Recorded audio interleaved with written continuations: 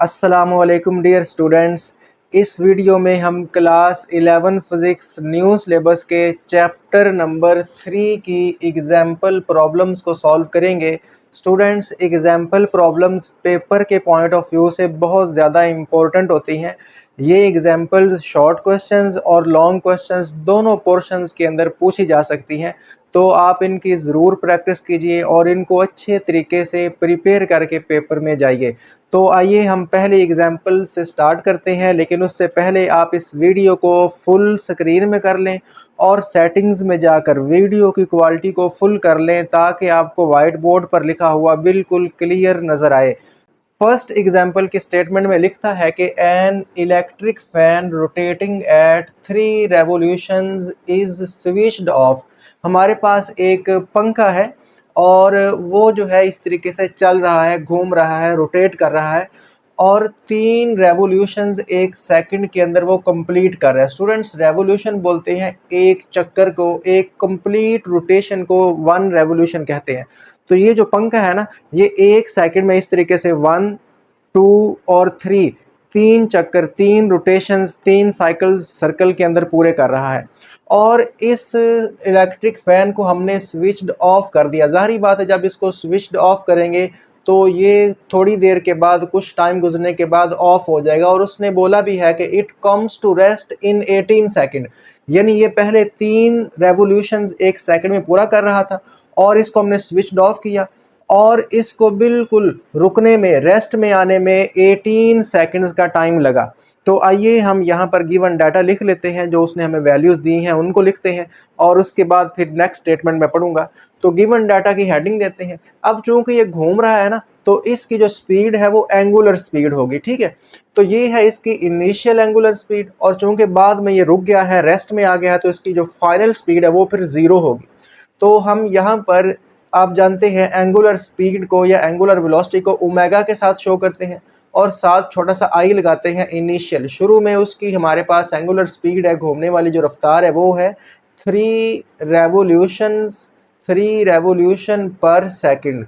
और इसके बाद हमारे पास जो इसकी फाइनल एंगुलर स्पीड है, जिसको हम ओमेगा एफ के साथ शो करेंगे, विच इज़ 0 रेवोल्यूशन पर सेकंड। जारी बात है, जब ये रुक जाएगा तो फिर ये कोई रेवोल्यूशन जो है वो कंप्लीट नहीं करेगा। और इसको रुकने में जो टाइम लगा है वो भी उसने दिया है, वो है 18.0 सेकंड।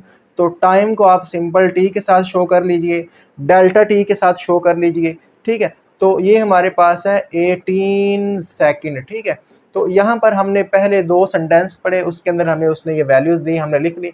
अब यहाँ पर आप देख रहे हैं कि पंखा जो है वो रुक रहा है, यानी उसकी स्पीड आहिस्ता आहिस्ता कम हो रही है। तो आप जानते हैं, जब वेलोसिटी डिक्रीज हो रही हो तो तब एक्सेलरेशन नेगेटिव होता है और नेगेटिव एक्सेलरेशन को हम रिटार्डेशन या डीसेलरेशन का नाम देते हैं। तो वो कहता है assuming deceleration to be uniform find its value, यानी जो इसका एक्सेलरेशन है, जारी बात है एक्सेलरेशन क्या होता है, rate of change in angular velocity, ठीक है। Rate of change in velocity, velocity में चेंज जो है वो एक्सेलरेशन होता है। अब चूंकि इसकी वेलोसिटी चेंज हो रही, पहले ज़्यादा है, फिर आहिस्ता आहिस्ता कम होती होती रुक जाएगी। तो वो जो इसका जो एक्सेलरेशन है वो आपने फाइंड करना है। तो टू फाइंड में मैंने लिख लिया है डीसेलरेशन, हमने इसका डीसेलरेशन फाइंड करना है। और डीसेलरेशन कुछ नहीं होता, एंगुलर एक्सेलरेशन को ही कहते हैं, यानी इसको हम अल्फा के साथ शो करते हैं। आप जानते हैं एक्सेलरेशन ए अल्फा होता है, लेकिन यहाँ पर चूंकि ये एंगुलर एक्सेलरेशन है, जो इलेक्ट्रिक फैन है वो इस तरीके से रोटेट कर रहा है, तो लिहाजा इसका एक्सेलरेशन एंगुलर एक्सेलरेशन होगा, ये हमने फाइंड करना है। इसके बाद कहता है कि how many revolutions did it turn before coming to rest, यानी जब ये 3 रेवोल्यूशंस एक सेकंड में पूरी कर रहा था, हमने इसको स्विच ऑफ किया, इसको रुकने में 18 सेकंड लगे। तो 18 सेकंड के अंदर इसने इस तरीके से कितने चक्कर, कितनी रोटेशंस रुकते रुकते पूरी कर ली, वो भी आपने फाइंड करनी है। अब जारी बात है, आपने रेवोल्यूशंस फाइंड करनी है, तो रेवोल्यूशन जो है वो एंगुलर डिस्प्लेसमेंट का यूनिट होता है, रेडियन या रेवोल्यूशन या डिग्री। तो यहाँ पर हमने एंगुलर डिस्प्लेसमेंट भी फाइंड करना है, तो जिसको हम थीटा के साथ शो करते हैं, यानी इसने कितनी रेवोल्यूशंस, कितना एंगल, इस तरीके से 360 डिग्री होता है ना एक सर्कल में, तो इस तरीके से कितनी रेवोल्यूशंस पूरी की, ये हमने फाइंड करनी है। तो इसको थीटा के साथ शो करेंगे। स्टूडेंट्स, मैंने आपके सामने इस एग्जाम्पल की स्टेटमेंट पढ़ी और आपको मैंने समझाई, जो उसने वैल्यूज़ दी उनको हमने गिवन डाटा के अंदर लिखा। उसने 2 चीज़ें पूछी हैं, उनको भी मैंने यहाँ पर मेंशन कर लिया। उम्मीद करता हूँ आपको स्टेटमेंट की समझ आ गई होगी।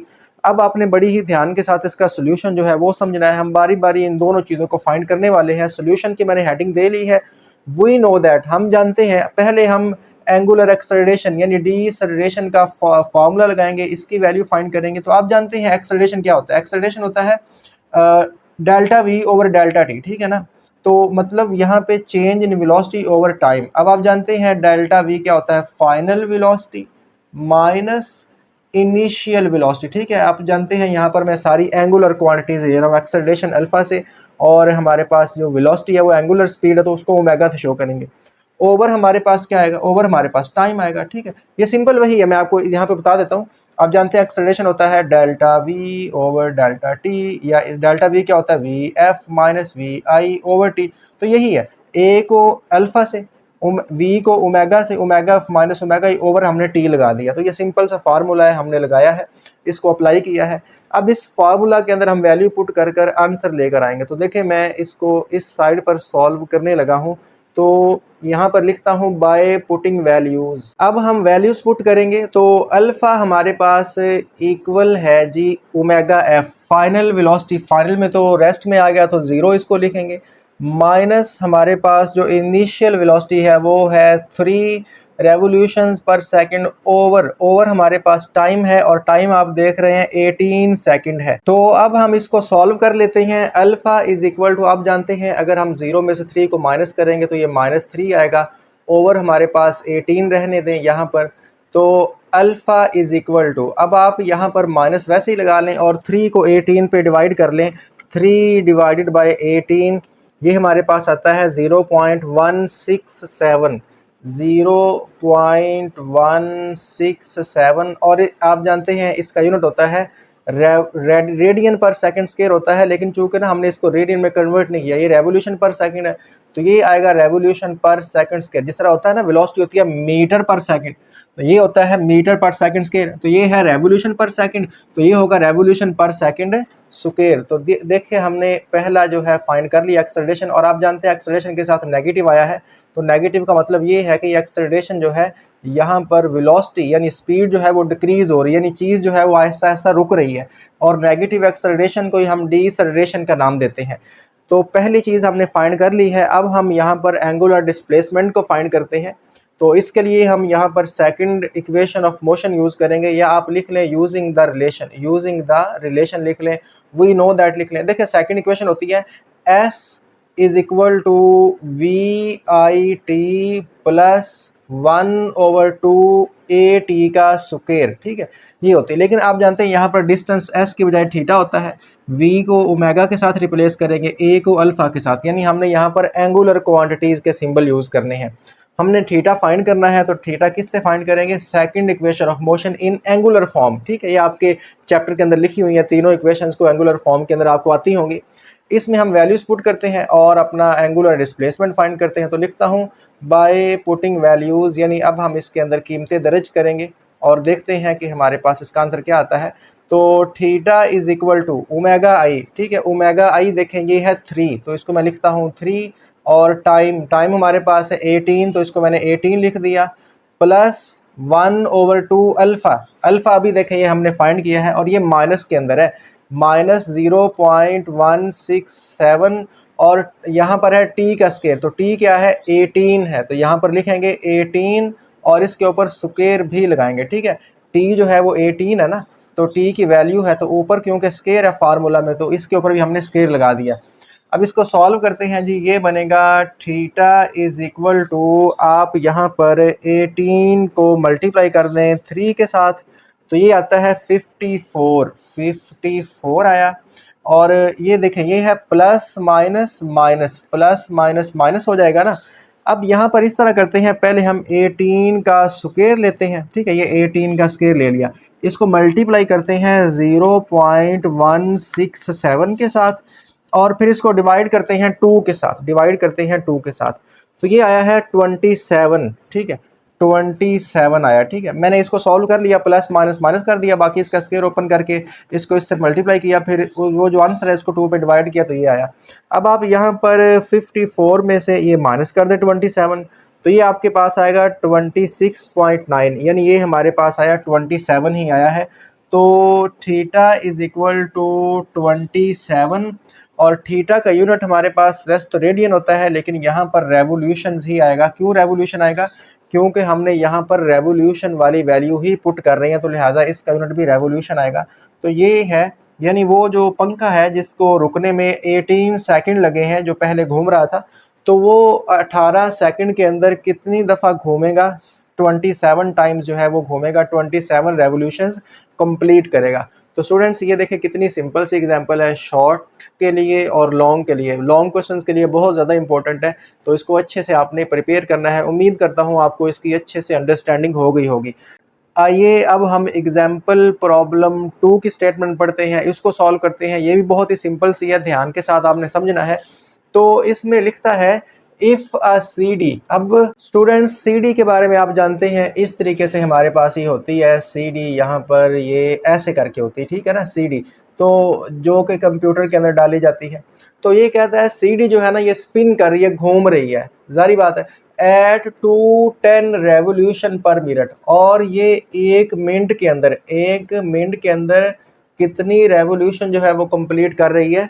कितनी रेवोल्यूशंस हमारे पास? 210 दफ़ा। यानी इस तरीके से 1 2 3, तो यानी 1 मिनट गुजरेगा तो इस तरीके से ये 210 दफ़ा अपना रेवोल्यूशंस, अपना एक रोटेशन कंप्लीट कर लेगी।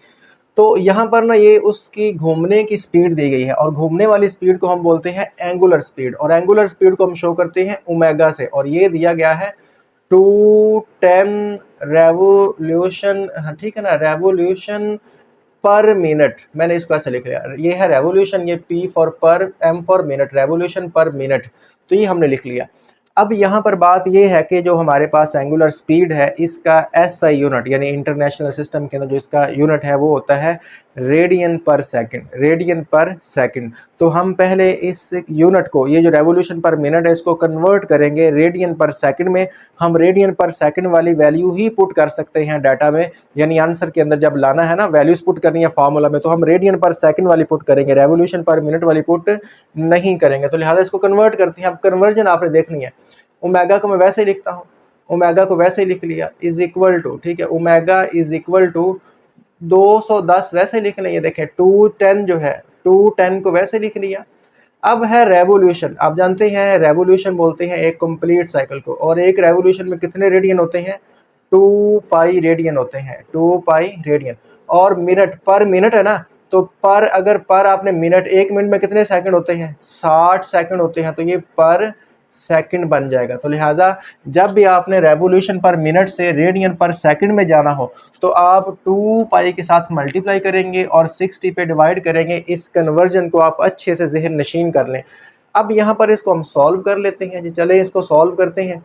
तो इसको मैं इस तरह करता हूँ, 210 को मल्टीप्लाई करता हूँ 2 से, फिर मल्टीप्लाई करता हूँ, ये पाई जो है ना, ये 3.14 होता है, इससे मल्टीप्लाई किया, और फिर डिवाइड करते हैं 60 पे। तो मैंने इसको डिवाइड किया, ये मेरे पास आया 21.98, 21.98 रेडियन पर सेकंड। आप इसको कैलकुलेटर से सॉल्व कर लीजिएगा। तो मैंने यहाँ पर अभी तक सिर्फ इतना ही पढ़ा है। एक सीडी जो है वो 1 मिनट के अंदर 210 रेवोल्यूशन पूरी कर रही थी, तो उसकी हमने स्पीड को रेडियन पर सेकंड में फाइंड कर लिया। अब कहता है what is the radial acceleration, what is the radial acceleration. To find क्या करना है? रेडियल एक्सेलरेशन, यानी जिसको हम सेंट्रीपिटल एक्सेलरेशन भी कहते हैं, ए वाला एक्सेलरेशन, ठीक है ना, वो आपने क्या करना है? वो आपने फाइंड करना है of a point on the outer rim of the CD. अच्छा, अब यहाँ पे कहता है the CD is 12 centimetre in diameter. इस सीडी का जो डायमीटर बोलते हैं इसको, ये पूरी जो लाइन है ना, ऐसी लाइन जो सर्कल को 2 बराबर हिस्सों में डिवाइड कर दे, 2 इक्वल हिस्सों में डिवाइड कर दे, वो डायमीटर होती है। तो इसका डायमीटर दिया गया है, diameter of CD, the CD is 12 centimetre in diameter. तो डायमीटर ऑफ सीडी, डायमीटर को आप डी से शो करें, कितना है? 12 सेंटीमीटर। स्टूडेंट्स, अब बात ये है कि जब हमने वैल्यूज पुट कर रही है तो हमने रेडियस की वैल्यू पुट करनी है, क्योंकि ए का फार्मूला होता है ओमेगा स्क्वायर आर, तो इसके फार्मूला में आर यूज होता है, डी यूज नहीं होता। तो लिहाजा हम यहाँ पर डायामीटर का जो है उसको रेडियस में कन्वर्ट करेंगे। आप जानते हैं अगर मैं डायामीटर का हाफ कर दूं तो वो रेडियस होता है। देखो डायामीटर इतना है, कंप्लीट लाइन को डायामीटर बोलते हैं। अगर डायामीटर को हाफ करेंगे, ये देखें, ये पूरी लाइन जो है डायामीटर है, आधा करेंगे तो वो रेडियस बन जाएगा। तो डायामीटर को अगर हम हाफ करें, 2 पे डिवाइड करें, तो वो रेडियस बनता है। अब इसको सॉल्व करते हैं। डायामीटर है 12 सेंटीमीटर और ओवर 2, अब ये कितना आएगा? ये आएगा 6, ठीक है, 12/2, 12 का हाफ 6 होता है, 6 सेंटीमीटर। और आप जानते हैं कि रेडियस का यूनिट हमारे पास मीटर होता है, और सेंटी जो है उसको हम यूज़ नहीं करेंगे, सेंटी की वैल्यू पुट करते हैं। सेंटी जो है प्रीफिक्स के अंदर इसकी वैल्यू होती है 10⁻², और 7 मीटर लगा दें।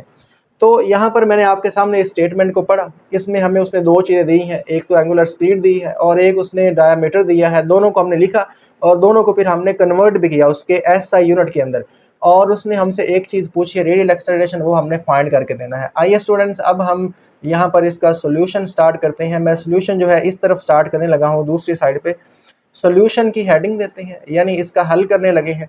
सोल्यूशन के अंदर हम फार्मूला मैं आपको पहले बता चुका हूँ, वैसे तो वी नो दैट लिख लें, या radial acceleration is given as the formula of radial acceleration is, तो आप कुछ भी लिख सकते हैं। यहाँ पर आप जानते हैं इसका फार्मूला होता है omega square R, omega square R, ये हमारे पास इसका फार्मूला है। तो अब यहाँ पर आप क्या करेंगे, यहाँ पर आप वैल्यूज़ पुट करेंगे ताकि आप ए को फाइंड कर सकें। तो लिखते हैं बाय पुटिंग वैल्यूज़, तो वैल्यूज़ पुट करते हैं। A is equal to omega square, omega की वैल्यू क्या है 21.98 है, इसके ऊपर स्क्वायर भी लगाएं, साथ आर है। अब देखिए मैंने आपको बोला आर यूज़ होगा, डी यूज़ नहीं होगा, तो आर क्या है 6 मल्टीप्लाई बाय 10⁻²। तो चूंकि ओमेगा का स्केयर है, इसके ऊपर मैंने स्केयर भी लगाया है, तो a is equal to omega का स्केयर 21.98 का स्केयर लेते हैं। तो इसका स्केयर जो है उसको लें, फिर उसको मल्टीप्लाई करें 6 और 10⁻² से। तो जी ये मैंने इसको सॉल्व कर लिया, ये आया 28.9। तो आप इसको 29 ही लिख दें, ठीक है, 28.9 आया है। राउंड ऑफ करेंगे तो 29 बनेगा। और एक्सेलरेशन जो है, एक्सेलरेशन का यूनिट आप जानते हैं क्या होता है, एक्सेलरेशन का हमारे पास यूनिट होगा यहाँ पर मीटर पर सेकंड स्क्वायर, ठीक है, ये हमारे पास एक्सेलरेशन का यूनिट होता है। तो लीजिए स्टूडेंट्स, हमने इसको सॉल्व कर दिया है। आप देखें कितना ही सिंपल सा ये हमारे पास एग्जांपल थी, छोटा सा इसका सोल्यूशन है, बस आपको गिवन डाटा में थोड़ी सी मेहनत करनी पड़ेगी, बाकी ये सिंपल है। उम्मीद करता हूँ आपको पहली दो एग्जांपल्स अच्छे से क्लियर हो गई होंगी। आइए स्टूडेंट्स, अब हम नेक्स्ट एग्जांपल को भी इस तरह स्टेप बाय स्टेप समझते हैं, सॉल्व करते हैं। एग्जांपल नंबर 3 की स्टेटमेंट पढ़ते हैं स्टूडेंट्स। एग्जांपल नंबर 3 एक डायग्राम वाली एग्जांपल है जिसके पेपर में आने के चांस कम है, लेकिन आप फिर भी समझ लें। इसमें मैं आपको चंद एक पॉइंट्स बताऊंगा जो कि MCQs के लिए बहुत ज़्यादा इम्पोर्टेंट है। तो इसकी स्टेटमेंट बहुत ही सिंपल सी है, कहता है a ball tied to the end of a string is swing in a vertical circle of radius R under the action of gravity as shown in figure. हमारे पास एक बॉल है, एक गेंद है, और उसको हमने बांधा हुआ है एक रस्सी के किनारे पर, यानी एक रस्सी लें, उसके एक किनारे पर आप गेंद को बांध दें, टाई कर दें, और फिर उस रस्सी की मदद से उस गेंद को हम इस तरीके से एक वर्टिकल सर्कल के अंदर घुमा रहे हैं। ये वाला जो सर्कल है ना, इस तरीके से ये होता है हॉरिजॉन्टल सर्कल, और इस तरीके से जो सर्कल है इसको बोलते हैं वर्टिकल सर्कल। तो वर्टिकल सर्कल के अंदर आप इस तरीके से उस गेंद को उस रस्सी की मदद से बांध कर घुमा रहे हैं। तो अब पूछता ये है कि what will be the tension in the string when the ball is at the point A of the path. ये उसने डायग्राम भी आपके स्टेटमेंट के साथ बनाई हुई है। कहता है कि जब वो जो बॉल है वो पॉइंट ए पर होगी, और पॉइंट ए उसने बिल्कुल टॉप पर लिया हुआ है, तो इस पॉइंट ए के ऊपर जो इस स्ट्रिंग के अंदर टेंशन है वो आपने कैलकुलेट करनी है, फाइंड करनी है। तो यहाँ पर मैंने टू फाइंड की हेडिंग दी है, जो कि उसने डाटा वाटा नहीं दिया हुआ। तो tension in the string at point A, यानी टेंशन को हम टी के साथ शो करती हैं, ये हमने फाइंड करनी है। And is speed is V at this point, और इस पॉइंट के ऊपर जो इस बॉल की स्पीड है उसको आप वी के साथ शो करेंगे। तो ये मैंने आपके सामने स्टेटमेंट पढ़ी। आइए अब पहले इसको डायग्राम की मदद से थोड़ा सा डिस्कस करते हैं। तो ये हमारे पास एक सर्कल है, ठीक है, इस तरीके से ये सर्कल है जिसके अंदर ये बॉल रोटेट कर रही है, एरो भी बनाया हुआ है।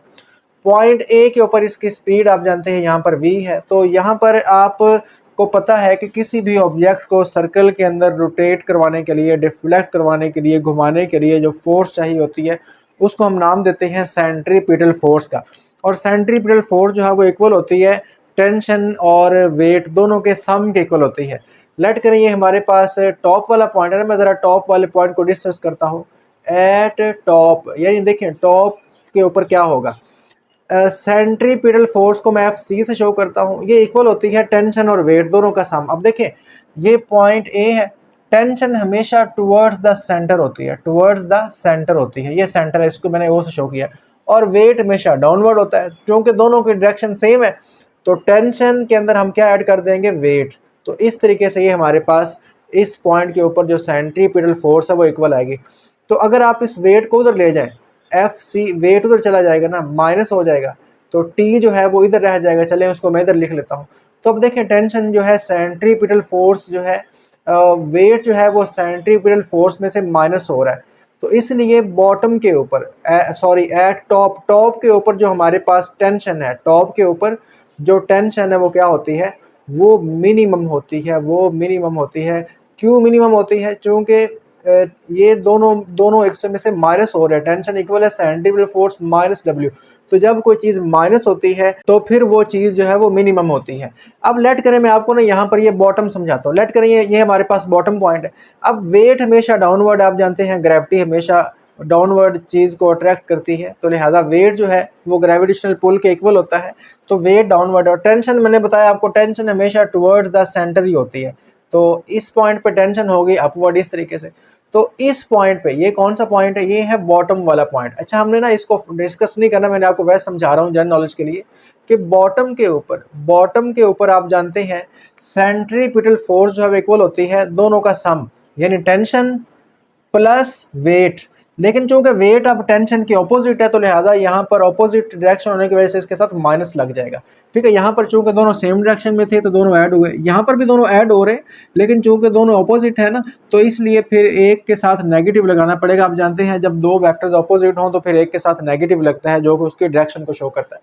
अब यहाँ पर देखें, यहाँ पर ये centripetal force is equal to tension plus minus minus weight, यानी यहाँ पर दोनों माइनस हो गए। ये एफ सी सेंट्रीपिटल फोर्स, ये वेट तो जाकर प्लस हो जाएगा, उधर जाकर प्लस होगा, इधर रह गया टी। चले उसको मैं लिख लेता हूँ। अब देखिए यहाँ पर जो हमारे पास टेंशन है वो क्या आई, सेंट्रीपिटल फोर्स प्लस वेट। तो यहाँ पर टेंशन जो है वो मैक्सिमम है, टेंशन इज मैक्सिमम। बहुत इंपॉर्टेंट पॉइंट है, आपको एमसीक्यू में पूछ ले कि एक सर्कल के अंदर, वर्टिकल सर्कल के अंदर टेंशन किस पॉइंट पे मैक्सिमम होती है, बॉटम पे, टॉप पे, लेफ्ट पॉइंट या राइट पॉइंट। ठीक है, लेफ्ट राइट पॉइंट भी होते हैं। तो बॉटम पे, यानी बॉटम पे टेंशन मैक्सिमम होती है। क्यों मैक्सिमम है? क्योंकि टेंशन इक्वल है दो चीज़ों का सम, सेंट्रीपिटल फोर्स प्लस वेट। जब दो चीज़ें ऐड होती हैं तो वो रिजल्ट बढ़ जाता है, एडिशन करने से, जमा करने से चीज़ बड़ी होती है, इसलिए टेंशन मैक्सिमम है। अच्छा, टॉप के ऊपर आप देख रहे हैं कि हमारे पास फोर्स, सेंट्रीपिटल फोर्स में से वेट माइनस हो रहा है, तो माइनस करने से चीज़ कम होती है, इसलिए टॉप के ऊपर टेंशन मिनिमम है। टेंशन होती है रस्सी के अंदर खिंचाव। स्टूडेंट्स देखें, रस्सी है ना, उसके साथ जब आप कोई चीज़ इस तरीके से हैंग करेंगे, चीज़ नीचे होगी तो रस्सी के अंदर खिंचाव होगा। जितनी चीज़ वजनी होगी उतनी रस्सी के अंदर खिंचाव ज़्यादा आएगा। ठीक है, और अगर रस्सी, आप चीज़ को इस तरह ऊपर रखें, रस्सी इस तरीके से नीचे से पकड़ें, तो अब रस्सी ढीली पड़ जाएगी, उसके अंदर कोई खिंचाव नहीं आएगा, तो टेंशन जो है वो मिनिमम होगी। तो ये मैंने आपको बता दिया, मैक्सिमम बॉटम पे, मिनिमम टॉप पे, और फार्मूलाज क्या होते हैं टॉप पे और बॉटम पे, ये भी मैंने आपको समझा दिया। सॉल्यूशन मैंने आपको समझा दिया है। आइए फिर भी इसको सॉल्व करते हैं। एट पॉइंट ए, यानी पॉइंट ए के ऊपर the vector sum of tension and weight, यानी दोनों को, टेंशन और वेट को हम ऐड करेंगे, उनका सम लेंगे। Provides the required centripetal force because both are directed towards the centre. Tension और वेट दोनों जो है वो सेंटर की तरफ है, तो लिहाजा हमारे पास यहाँ पर टेंशन, ठीक है, प्लस वेट, दोनों को, वेट को ऐड करेंगे तो हमारे पास क्या आएगा, सेंट्रीपिटल फोर्स आएगा। यही मैंने यहाँ पर लगाया है, देखें। तो इसको मज़ीद आगे सॉल्व करते हैं। चूँकि हमने टेंशन फाइंड करनी है, टेंशन आप इधर रख लें, ये सेंट्रीपिटल फोर्स, वेट को इधर ले आए, इधर प्लस हो रहा है, इधर आकर माइनस हो जाएगा, तो माइनस वेट। ठीक है, इस तरीके से।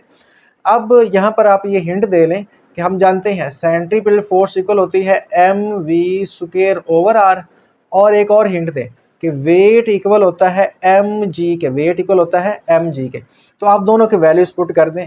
Tension is equal to centripetal force का फार्मूला आपने ड्राइव किया हुआ है, M V square over R होता है, minus weight W equal to M G होता है। तो T इज इक्वल टू, यहाँ पर आप m कॉमन ले लें चूँकि दोनों में है, तो m कॉमन आएगा तो क्या बनेगा, v स्क्वायर ओवर r, इसमें भी m कॉमन है तो बाहर चला गया g। तो ये हमारे पास है टेंशन का फार्मूला। अब आप जानते हैं v स्क्वायर ओवर r ये एक्सेलरेशन का फार्मूला होता है, तो अगर एक्सेलरेशन जो है वो g के इक्वल होगा, यानी अगर v स्क्वायर ओवर r भी g के इक्वल हो जाएगा तो g माइनस g जीरो आएगा, तो टेंशन जीरो आ जाएगी ना। then tension will be zero and the centripetal force is just equal to the weight। तो centripetal force जो है वो just weight के इक्वल हो जाएगी, क्योंकि टेंशन तो जीरो होगी। अगर टेंशन जीरो हो जाएगी तो सिर्फ क्या रह जाएगा, वेट रह जाएगा ना। तो फिर सेंट्रीपिटल फोर्स ये स्पेशल केस है, फिर वेट के इक्वल हो जाएगी। स्टूडेंट्स उम्मीद करता हूँ आपको एग्जाम्पल नंबर 3 से कुछ ना कुछ नया सीखने को मिला होगा। आइए अब हम एग्जाम्पल नंबर 4 सॉल्व करते हैं, जो कि एग्जाम के पॉइंट ऑफ व्यू से लॉन्ग क्वेश्चन के लिए बहुत ज़्यादा इंपॉर्टेंट है। एग्जाम्पल नंबर 4 की स्टेटमेंट पढ़ते हैं स्टूडेंट्स, समझिएगा इसको। कहता है an earth satellite is in circular orbit at a distance of 384,000 kilometre from the earth surface. हमारे पास एक सैटेलाइट है और आप जानते हैं सैटेलाइट अर्थ के गिर्द इस तरीके से अपने ऑर्बिट के अंदर रिवॉल्व करता है, और उसने उस सैटेलाइट का डिस्टेंस दिया है कि सैटेलाइट जो है वो ज़मीन से इतनी दूर है। आप जानते हैं सैटेलाइट जो है ज़मीन से बहुत ज़्यादा हाइट पर होते हैं, तो लिहाजा सैटेलाइट की हाइट दी गई है। तो यहाँ पर हम गिवन डाटा की हेडिंग देते हैं और लिखते हैं ऑर्बिटल डिस्टेंस, यानी सैटेलाइट जिस ऑर्बिट के अंदर मूव कर रहा है उस ऑर्बिट का जो ज़मीन से डिस्टेंस है हमें वो दिया गया है, और इसको हम यहाँ पर h के साथ शो करेंगे। ये है 3,84,000 किलोमीटर। अब स्टूडेंट्स आप जानते हैं कि डिस्टेंस का यूनिट हमारे पास मीटर होता है, तो लिहाजा हम इसको पहले मीटर के अंदर कन्वर्ट करेंगे। तो लिखते हैं इसको h इज़ इक्वल टू 384, इसके बाद 3 ज़ीरो हैं। अब यहाँ पर बात ये है कि आप जानते हैं किलो 10 की पावर 3 होता है, यानी 1000 होता है, तो हम किलो की 3 ज़ीरो मज़ीद लगा देते हैं। ठीक है, किलो एक प्रीफिक्स है जो कि 1000 के इक्वल है, और हाइट या डिस्टेंस का SI यूनिट मीटर होता है, तो लिहाजा हमने इसको पहले मीटर में कन्वर्ट कर लिया। अच्छा, इसके बाद वो कहता है what is it's period of 1 revolution in days, यानी कि ये हमारे पास जो सैटेलाइट है इसका टाइम पीरियड क्या होगा 1 रेवोल्यूशन का। स्टूडेंट्स टाइम पीरियड किसे बोलते हैं? एक रेवोल्यूशन यानी एक रोटेशन, एक चक्कर ज़मीन के गिर्द पूरा करने में सैटेलाइट को जो टाइम लगता है उसको हम कहते हैं टाइम पीरियड। यानी ये सैटेलाइट अपना एक चक्कर जो है, गोल चक्कर ज़मीन के गिर्द लगाने में कितना टाइम लगाएगा वो हमने फाइंड करना है। तो क्या फाइंड करना है? Time period. टाइम पीरियड को हम कैपिटल T के साथ शो करेंगे, इसको हम फाइंड करेंगे। इसके बाद यहाँ पर उसने एक लाइन दी है, वो कहता है take mass of earth this and radius of earth this, यानी उसने मैस ऑफ अर्थ और रेडियस ऑफ अर्थ की वैल्यू दी है, इन्हें भी लिख लेते हैं। मैस ऑफ अर्थ उसने कहा है कि आप ले लें 6 मल्टीप्लाई बाय 10 की पावर 24 किलोग्राम, और रेडियस ऑफ अर्थ, ठीक है, इसको हम कैपिटल R के साथ शो करेंगे, ये उसने कहा है 6400 किलोमीटर ले लें, 6400 किलोमीटर। स्टूडेंट्स इसको भी हम यहाँ पर कन्वर्ट करते हैं मीटर में। आप जानते हैं कि 6400 वैसे ही लिख लेते हैं, किलो जो है वो 1000 होता है, इसकी 3 ज़ीरो और लगा दें यहाँ पर, तो ये मीटर आ गया। तो मैं आपको यहाँ पर बड़ी अहम बात बताता हूँ, जब ये एग्जाम्पल पेपर में आएगी तो आपको हो सकता है कि स्टेटमेंट यहाँ तक दे, ये वाली लाइन दे ही ना। क्योंकि आपको मैस ऑफ अर्थ और रेडियस ऑफ अर्थ जुबानी आना चाहिए, ये कांस्टेंट है, तो इसको देने की ज़रूरत, ये वाला डाटा आपको देने की ज़रूरत नहीं है। तो आपने ये चीज़ें ज़ुबानी याद रखनी है। जो हमारे पास मैस ऑफ अर्थ की वैल्यू 6 मल्टीप्लाई बाय 10 की पावर 24 किलोग्राम होती है, रेडियस ऑफ अर्थ 6400 किलोमीटर होता है। ठीक है, आप इसको बाद में मीटर में कन्वर्ट कर सकते हैं।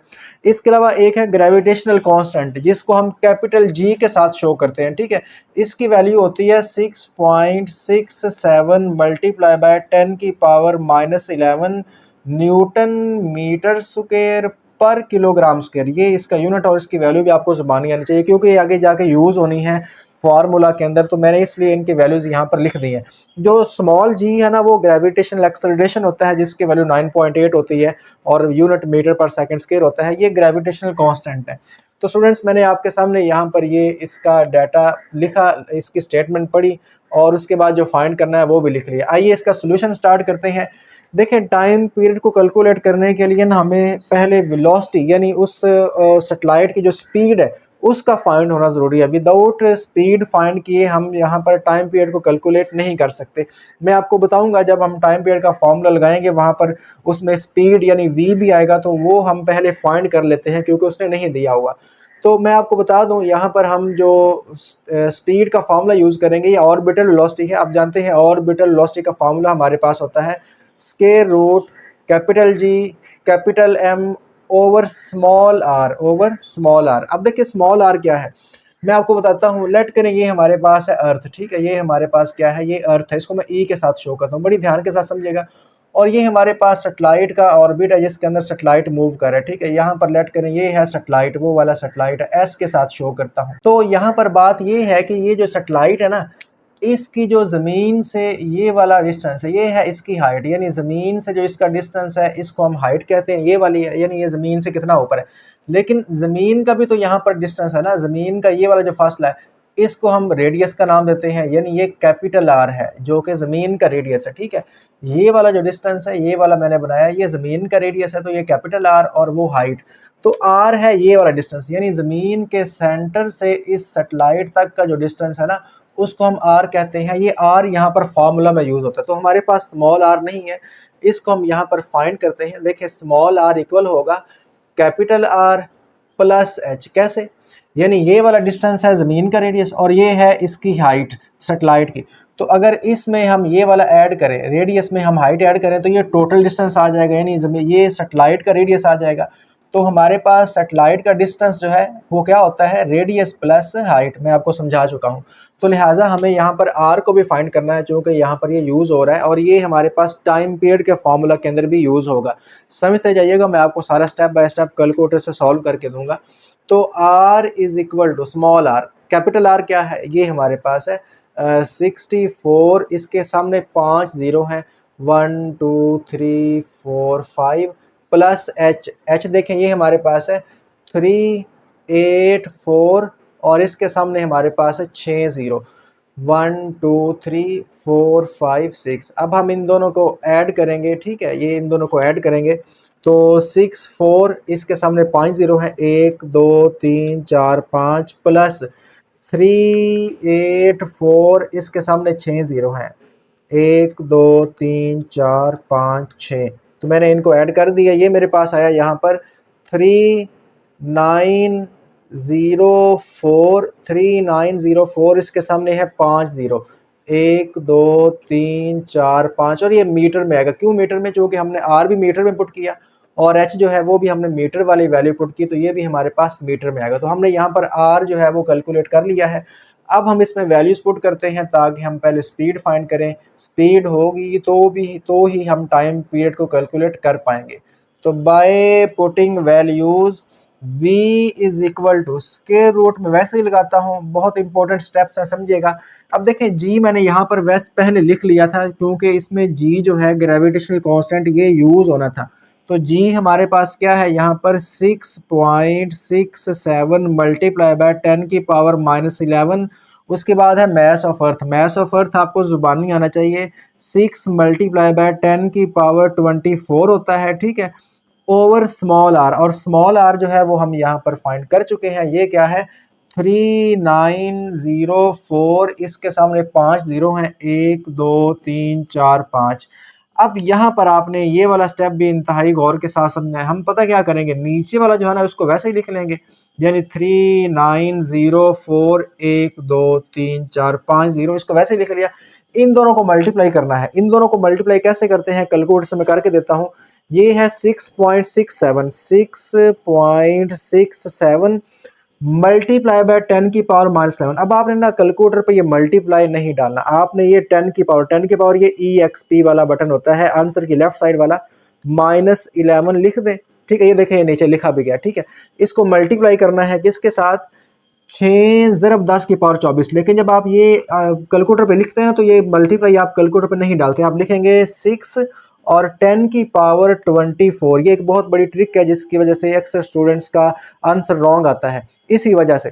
तो अब यहाँ पे इन दोनों को मल्टीप्लाई करने से मैंने कर दिया, ये आया 4.002 मल्टीप्लाई बाय 10 की पावर 14। आप भी इसको यहाँ पर वीडियो स्टॉप करके कैलकुलेटर से इसको सॉल्व करिए, आपका भी ये वाला आंसर आना चाहिए। अब यहाँ पर इसके बाद वाला स्टेप हम करते हैं, तो v is equal to square root में वैसे ही लगाता हूँ। अब चूंकि ये तो मेरे पास पहले लिखा हुआ, इन दोनों को मल्टीप्लाई करने से आया, तो मैं इसको डिवाइड करता हूँ किस पे, 3904, इसके आगे 5 जीरो हैं, 1 2 3 4 5। तो जी ये हमारे पास आया है 1025102459। ये मतलब एक लंबा सारा आंसर है, मैंने सारे ही लिख दिया। अब इसको यहाँ पर हम ऊपर सॉल्व करने लगे हैं, बड़ी ध्यान के साथ आपने समझना है और साथ साथ कैलकुलेटर से इसको सॉल्व भी करना है, वरना हो सकता है पेपर में आपका आंसर गलत आता फिर। तो v इज इक्वल टू, अब चूंकि मेरे पास ये लिखा हुआ है इसका मैं लेता हूँ स्क्वायर रूट, यानी स्क्वायर रूट आंसर। तो ये हमारे पास आया जी 1012.4, 1012.47 ये आया है। वेलोसिटी का यूनिट आप जानते हैं मीटर पर सेकंड होता है। आइए पहले इसको हम किलोमीटर पर सेकंड में कन्वर्ट करें ताकि पता चले ये सैटेलाइट कितने किलोमीटर एक सेकंड में हमारे पास मूव कर रहा है, कितने किलोमीटर एक सेकंड में तय कर रहा है।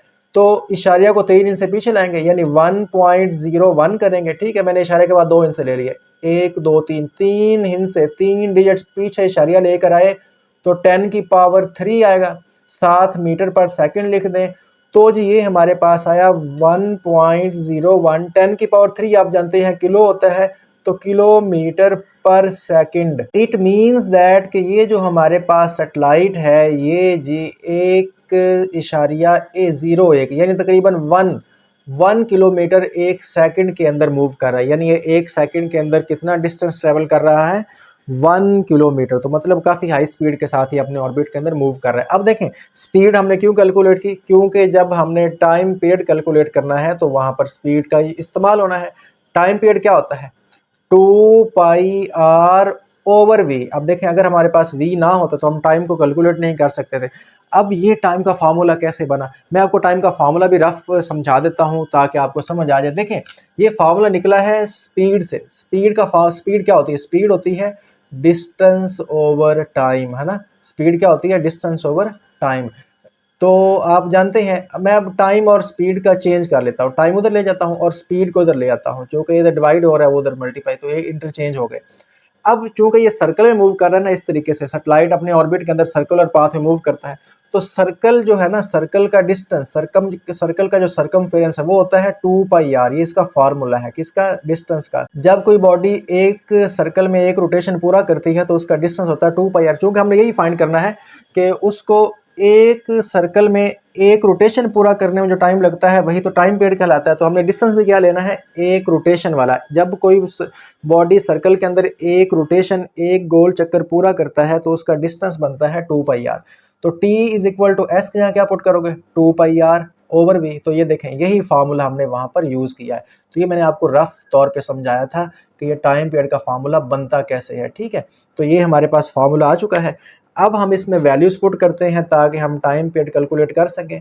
तो बाय पुटिंग वैल्यूज को पुट करने से, अब देखें स्टूडेंट्स हमने ये जो आर फाइंड किया है ना, अगर ये फाइंड ना करते तो हम यहाँ पर कैसे पुट करते, v अगर फाइंड ना करते तो हम टाइम पीरियड कैलकुलेट नहीं कर सकते थे। तो टाइम पीरियड तो हमने कैलकुलेट करना है, लेकिन उसको कैलकुलेट करने के लिए पहले हमारे पास स्मॉल r और v का होना ज़रूरी है, इसलिए मैंने सोल्यूशन में पहले इन दोनों को सॉल्व किया है। तो अब ये आएगा t इज इक्वल टू, अभी ये कुछ पड़ा है तो इसको अपने बड़ी ध्यान के साथ समझना है। 2 पाई की वैल्यू 3.14 होती है, ये आप जानते हैं।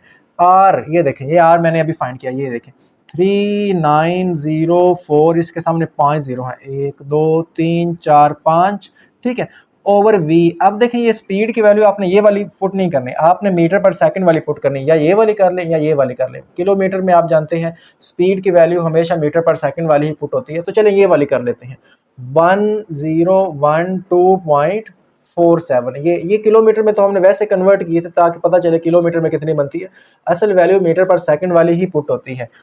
अब यहाँ पर बात ये है कि हम ऊपर वाले तीनों को मल्टीप्लाई करने वाले हैं, ऊपर वाले तीनों को। तो बड़ा सिंपल है, 2 मल्टीप्लाई बाय 3.14 मल्टीप्लाई बाय 3904, इसके बाद 5 जीरो हैं, 1 2 3 4 5।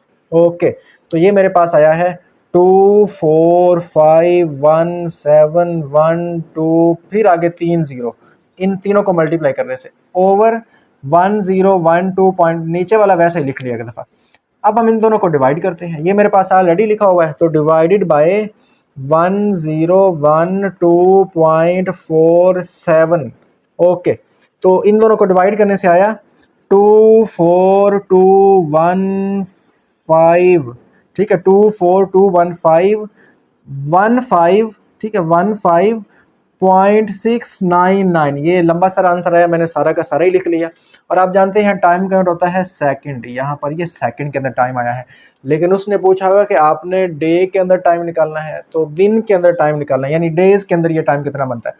देखो यहाँ पर एक चीज़ याद रखो कि एक दिन में सेकंड कितने होते हैं। वन डे, एक दिन के अंदर आप पता है 24 घंटे होते हैं, और एक घंटे में मिनट कितने होते हैं 60, और एक मिनट में सेकंड कितने होते हैं 60। तो ये है कन्वर्जन, ये है कन्वर्जन। एक दिन में 24 घंटे, एक घंटे में 60 मिनट और एक मिनट में 60 सेकंड। अगर दिन से सेकंड में जाना हो तो फिर इसके साथ ज़रब देंगे। लेकिन अब देखिए इसको मैं लिखता हूँ T इज इक्वल टू 2421515.69।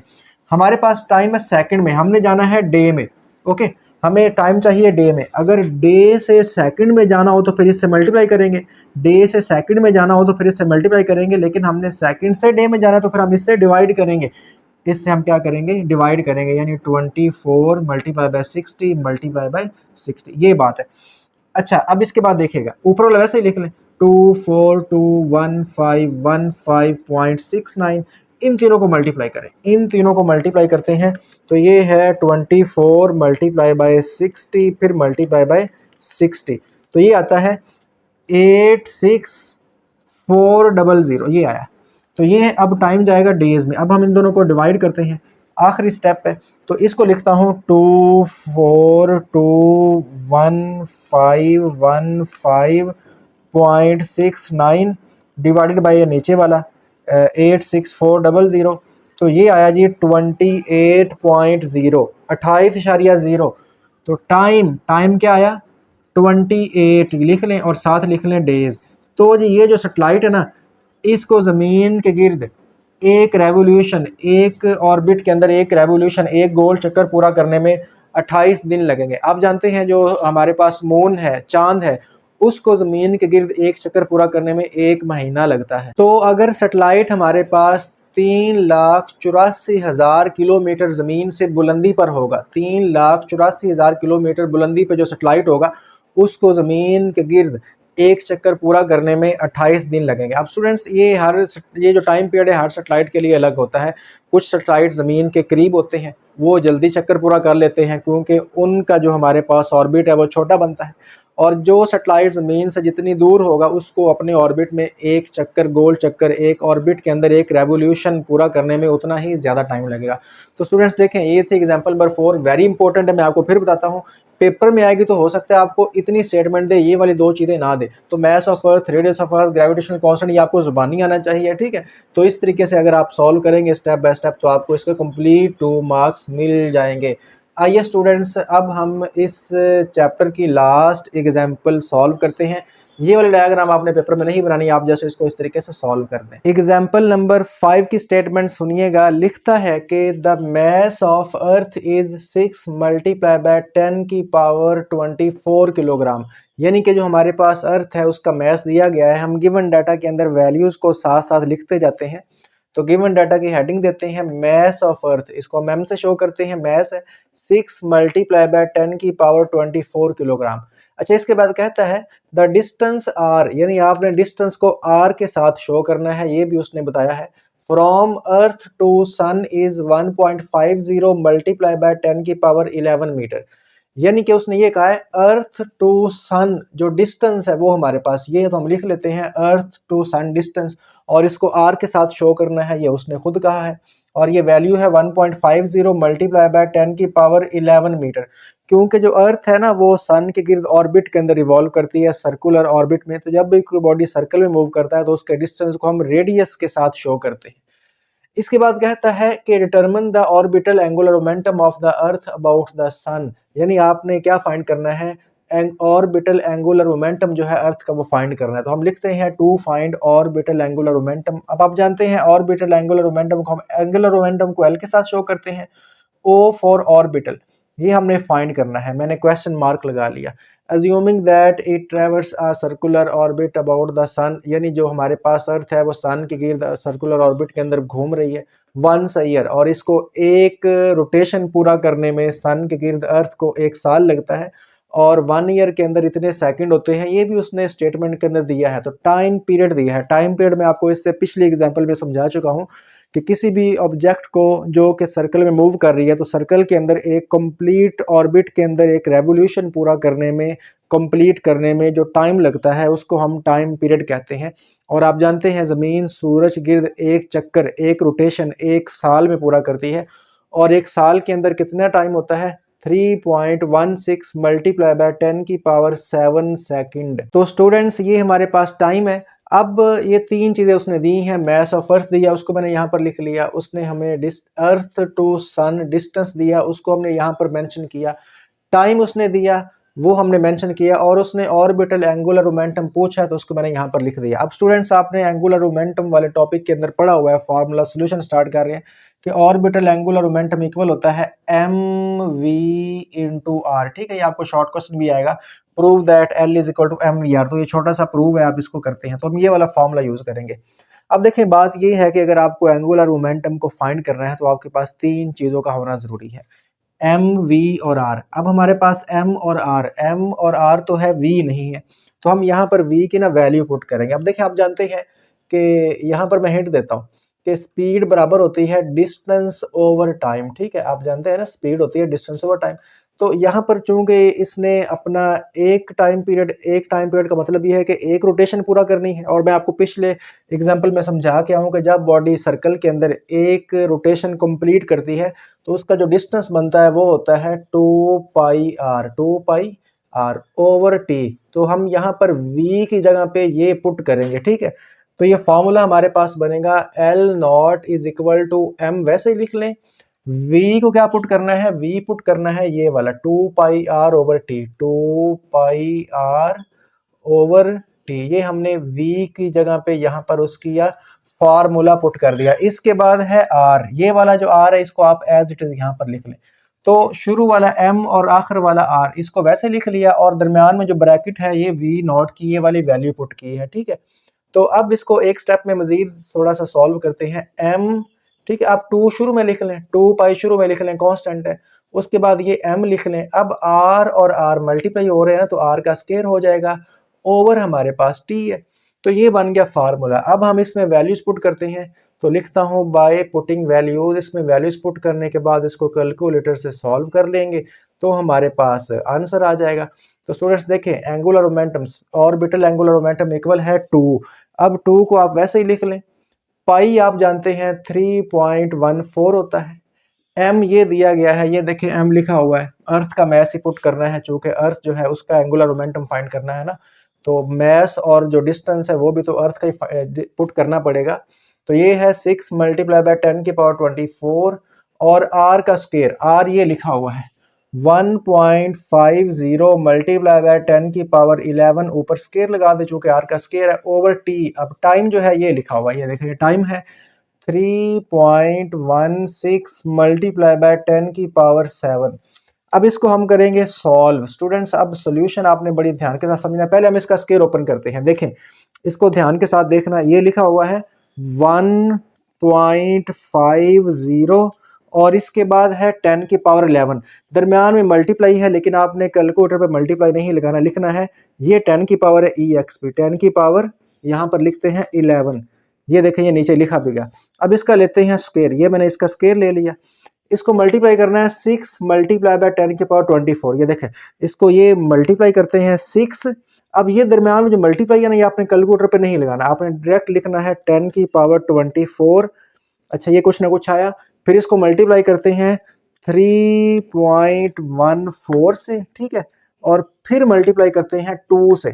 तो आपने देखा मैंने ऊपर वाला पूरा सॉल्व किया, ये मेरे पास आया है 8.478 मल्टीप्लाई बाय 10 की पावर 47। तो अगर आप भी इनको सॉल्व करेंगे कैलकुलेटर से तो आपका भी यही आंसर आना चाहिए। इसके बाद जो नीचे वाला है उसको वैसे ही लिख लेते हैं 3.16 मल्टीप्लाई बाय 10 की पावर 7। अब यहाँ पर देखिए orbital angular momentum is equal to, ये तो मेरे पास पहले ही लिखा हुआ है, ठीक है, तो मैं इसको डिवाइड करता हूँ। ये डिवाइड का सिंबल मैंने यहाँ पर प्रेस कर दिया बटन, नीचे है 3.16 3.16। अब ये मल्टीप्लाई यहाँ पर नहीं लगाना, आपने डायरेक्ट लिखना 10 की पावर 7, ये 10 की पावर EXP और ये है 7। तो जी ये हमारे पास देखें ये आ चुका है आंसर। आंसर है 2.68 मल्टीप्लाई बाय 10 की पावर 40। अब आप जानते हैं ऑर्बिटल एंगुलर मोमेंटम का यूनिट होता है जाउल सेकंड इसका यूनिट होता है। तो ये हमने यहाँ पर फाइंड कर लिया है। अब देखें इसका साइन पॉजिटिव है, तो पॉजिटिव साइन का मतलब ये है कि जो अर्थ है वो हमारे पास एंटी क्लॉकवाइज के अंदर ऑर्बिट के अंदर जो है वो ऑर्बिटल मोशन कर रही है, एंटी क्लॉकवाइज घूम रही है। देखें चीज़ जो है इस तरीके से क्लॉकवाइज भी घूम सकती है और एंटी क्लॉकवाइज भी। तो पॉजिटिव साइन ये शो करता है कि जो ऑर्बिटल एंगुलर मोमेंटम है उसका हमारे पास जो डायरेक्शन है वो काउंटर क्लॉकवाइज है। तो हम लिखते हैं द साइन इज पॉजिटिव, यानी इसका जो साइन है वो पॉजिटिव आया है। आप देख रहे हैं यहाँ पर नेगेटिव नहीं आया। The sign is positive due to counter clockwise भी लिख सकते हैं या एंटी क्लॉकवाइज भी लिख सकते हैं, एंटी क्लॉकवाइज मोशन। तो स्टूडेंट्स ये था इस चैप्टर की लास्ट एग्जांपल जो मैंने आपको स्टेप बाय स्टेप सॉल्व करके दे दी। उम्मीद करता हूं कि आपको इस चैप्टर की सारी एग्जांपल्स अच्छे से क्लियर हो गई होंगी। अब आप इनको इजीली सॉल्व कर सकते हैं।